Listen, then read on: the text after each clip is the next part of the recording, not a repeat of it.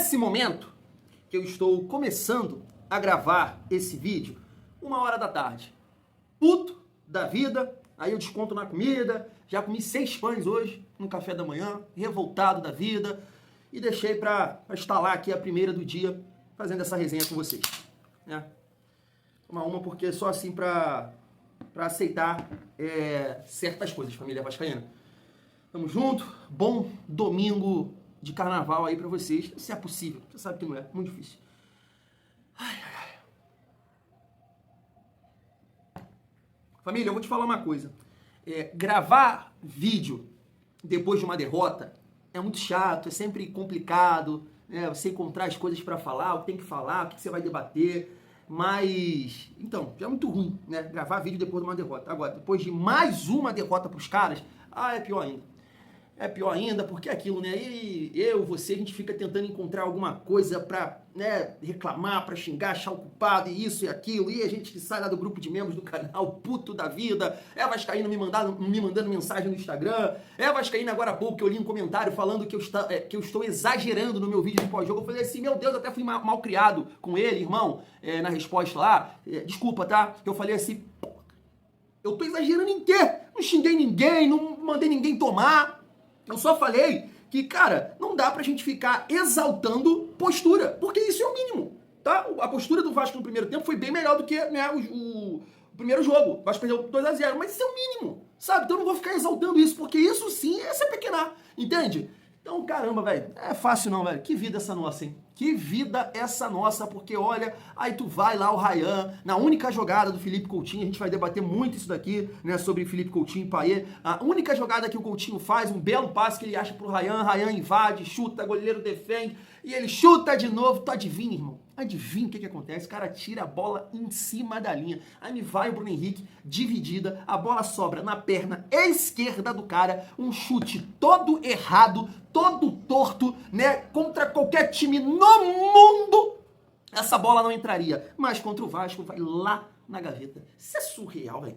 Isso é surreal, é uma coisa assim inexplicável. Sei aí qual é mandinga que fala, superstição que tem que ter, água benta, sal grosso, alho com mel, banho de cerveja, alguma coisa tem que acontecer, cara, porque é surreal. Eu sei que tem a qualidade, tem um investimento, né, um time bem treinado dos caras, mas isso realmente não entra na minha cabeça não, família vascaína. Depois desse leve desabafo, a gente tem muita coisa aqui pra falar, pra resenhar com vocês, né, respondi muita gente ontem aqui no nosso vídeo de pós-jogo, porque é uma forma de eu desabafar também e, né, prestigiar a galera que tá comentando aqui, puto da vida como eu.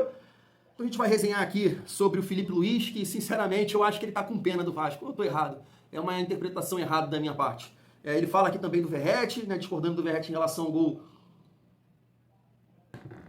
do Bruno Henrique. Vamos trazer aqui o Fernando Campos, jornalista vascaíno da ESPN, esculachando o Payet. Vamos falar sobre a estreia do Lloyd, trazendo aqui 2 lances. Um, Verratti ficou puto, né, com ele.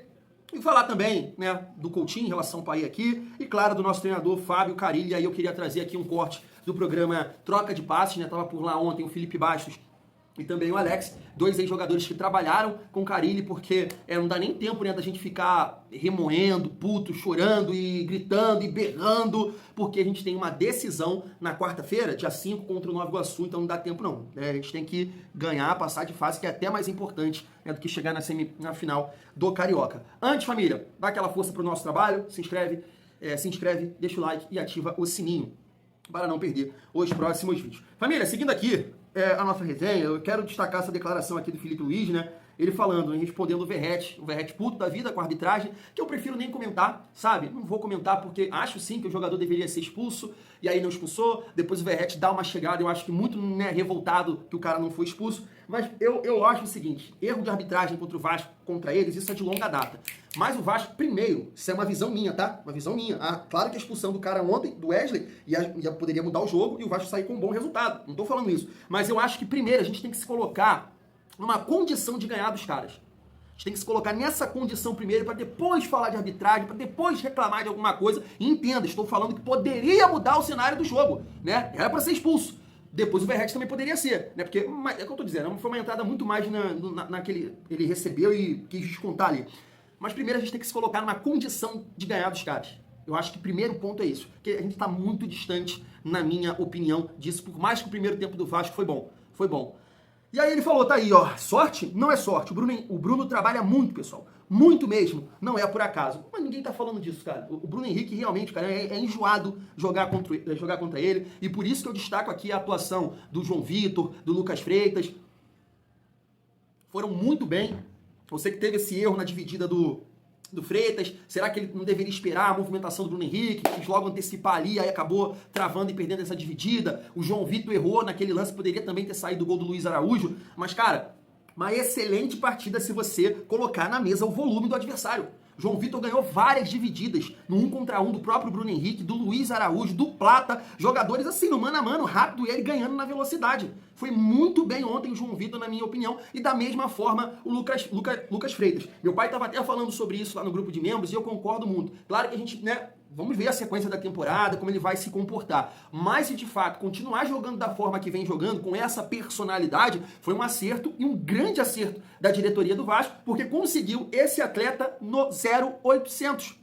Então, nesse momento, tá jogando muito bem. Vamos ver a sequência, mas não dá. Foi sorte, né? Que o cara trabalha, que o cara corre, que se dedica. Olha o Bruno Henrique correndo. Eu tava vendo ele correndo atrás quando a bola era recuada pro Léo Jardim. Falei assim, meu Deus, esse maluco tem, sabe, enxuado jogar contra ele. Mas não dá. Aquilo ali foi muita sorte. Muita sorte. É só você reparar o lance. O cara chutou todo torto, a bola foi lá na... É brincadeira não. E aí, eu fico pensando assim, cara, será que o Felipe Luiz está com pena do Vasco, cara? Então olha essa declaração aqui, ó. Mas a gente vai debater em relação a isso. O problema são as expectativas que se geram e se criam. Todo mundo achou que o Flamengo vai para a grama superficial e vai render. A elite do futebol não é assim. O raro no futebol foi o que aconteceu no primeiro tempo do outro jogo entre Flamengo e Vasco. Temos que entender que no Vasco tem um Coutinho, um Verratti. No primeiro tempo, não fomos tão incisivos no terço final. Esse time do Vasco é subestimado. O meio-campo que entrou hoje contra a gente é de qualidade. Meus jogadores souberam competir e passar pelas fases do jogo. E não é fácil ganhar e continuar ganhando. Eu valorizo muito. O que você acha aqui dessa declaração? Pena? Realmente é um time subestimado? Dá pra melhorar? Não é tão ruim assim? Família vascaína, guarda essa declaração aqui do Felipe Luiz, que a gente vai debater com tudo junto em relação a Payet e Coutinho, dois atletas que estão sendo muito cobrados e criticados nesse momento. E aí eu quero destacar aqui, pra gente juntar, fazer um bolo aí dessa declaração do Felipe Luiz, essa aqui do Fernando Campos. Tá na tela pra vocês, ó. Não produz absolutamente nada. Some em jogo grande e ganha um salário altíssimo para a realidade do Vasco. Só que não pode falar isso aqui nessa rede social. Acho que ele quer colocar aqui, né? A galera fica bolada com a realidade e vai mostrar um vídeo com... Pô, isso aqui me pegou. É highlights, né? Dele no West Ham. E aí, junto com essa postagem, o Fernando Campos destaca aqui que Dimitri Payet versus G12, né? No futebol brasileiro, são 28 jogos, 0 gols e 0 assistências, né? E aí eu vou colocar o Felipe Coutinho nesse bolo também, família vascaína, porque o Felipe Coutinho eu venho aqui defendendo, vejo que a galera fica bolada da vida comigo.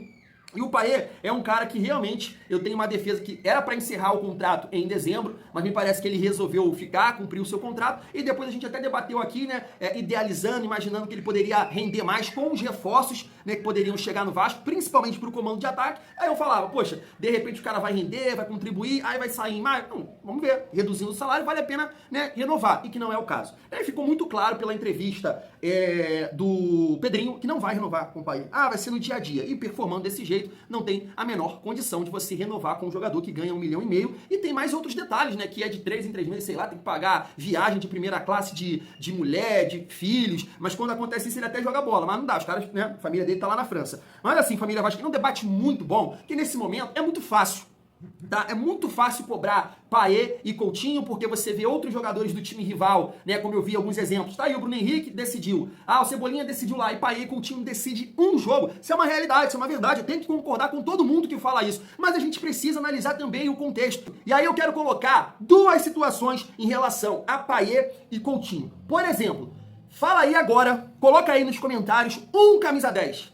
2 camisa 10, 3, 4, que no Vasco ia render alguma coisa com esse modelo de jogo sem jogadores de velocidade na frente. tá? Vou te citar um aqui que jogou muito bem no ano passado, que foi o Matheus Pereira, não está andando nesse momento no Cruzeiro, tá criando tumulto, confusão e até um jogador descartável nesse momento. Vou te falar outro que eu acho que joga muita bola, e vem jogando muita bola aí no Internacional já de longo tempo.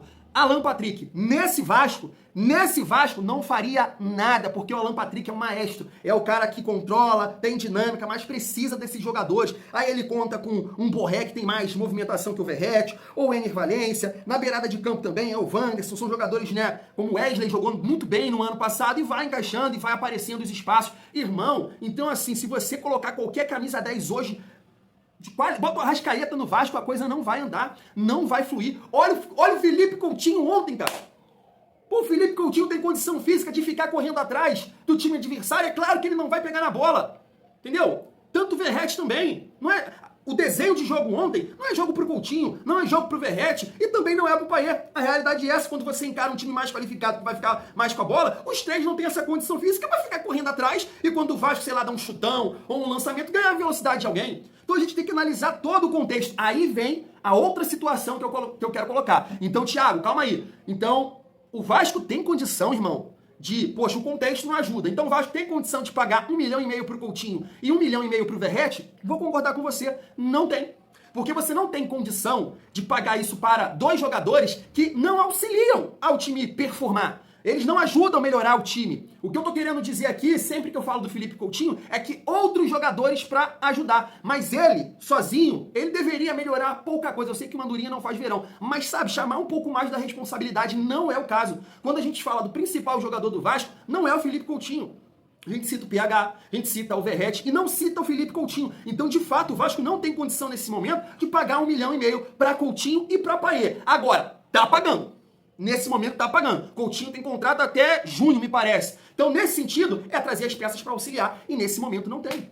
Não tem os jogadores de velocidade. Por isso eu vou continuar falando aqui em relação ao Coutinho. O Payet eu já esqueci. Porque o Payet ainda teve Adson, teve David para jogar junto no ano passado e não fez absolutamente nada. O Coutinho não. O Coutinho, Adson machucou, o David também machucou, aí teve que jogar com o Emerson Rodrigues, teve que jogar com o Jean Davi, mito improvisado. Então eu acho que o Felipe Coutinho vai entregar mais do que está entregando. Ao ponto de ser o maior salário do Vasco, eu acho que não. Eu acho que não. Mas vai entregar mais, na minha modesta opinião. Então eu coloco essas duas situações. Pega qualquer 10 de alto nível do Brasil hoje no Vasco, com esses jogadores, tirando os reforços, tá? Lloyd, Garré e Nuno. Esse time que vem jogando. Cara, não vão render absolutamente nada. Eu tenho certeza disso. Tu pega o Rafael Veiga ontem, jogou alguma coisa contra o São Bernardo, olha quem decidiu, o Estevão, um ponta. O Neymar, que tá em outra realidade em comparação a Coutinho e Payet. Não tem nem cabimento, não estão na mesma prateleira, frase nada. Neymar é muito absurdo, né? Um gênio da bola. Mas tu olha o Santos, tem lá o Guilherme, que no Santos se encontrou, é um grande jogador no Santos, ele se encontrou, faz lá 1 contra 1, dribla, tem o Soteldo na outra ponta, e aí o cara consegue, né? Ter ali os jogadores de velocidade. No Vasco não tem isso, gente. No Vasco não tem isso. Tem agora com a chegada desses jogadores. E aí, comentando aqui um pouco com vocês sobre a estreia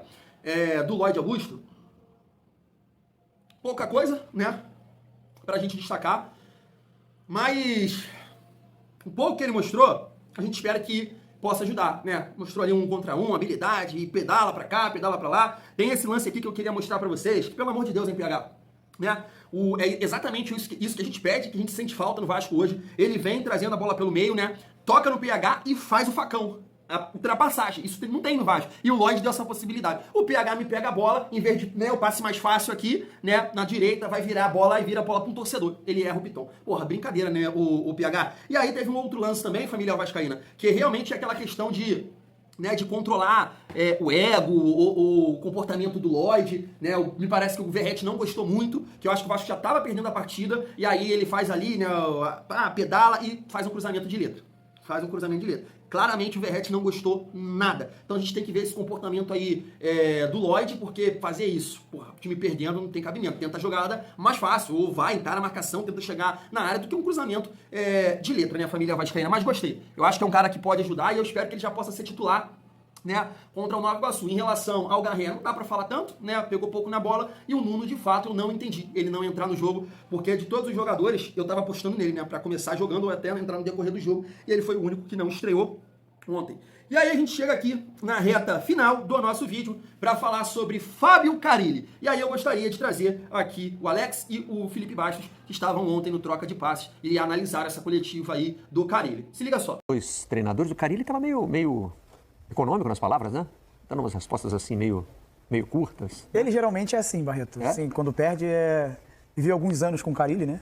No Corinthians, e ele geralmente é assim, ele deixa para resolver as coisas dentro do vestiário, mas ali, ele, na entrevista coletiva, ele estava bastante chateado porque o time dele fez, para mim, um primeiro tempo muito bom, teve a chance de abrir o placar, e isso contra um Flamengo, que a gente volta a repetir, que tecnicamente, taticamente mais organizado, e ele sai com aquele gostinho de frustração, porque se você leva um empate para o próximo jogo, você está com um jogo mais aberto. Agora o Vasco precisa fazer um 2-0 para classificar, e o resultado de 1-0 classifica o Flamengo. Então, eu acho que é um pouquinho de frustração pelo que foi o jogo. Ele entendeu, para mim, ele entendeu até pelas palavras dele, que o Vasco teve situações para que saísse no empate e um resultado melhor. Na frente seria melhor. Resultado melhor, né? Um resultado melhor.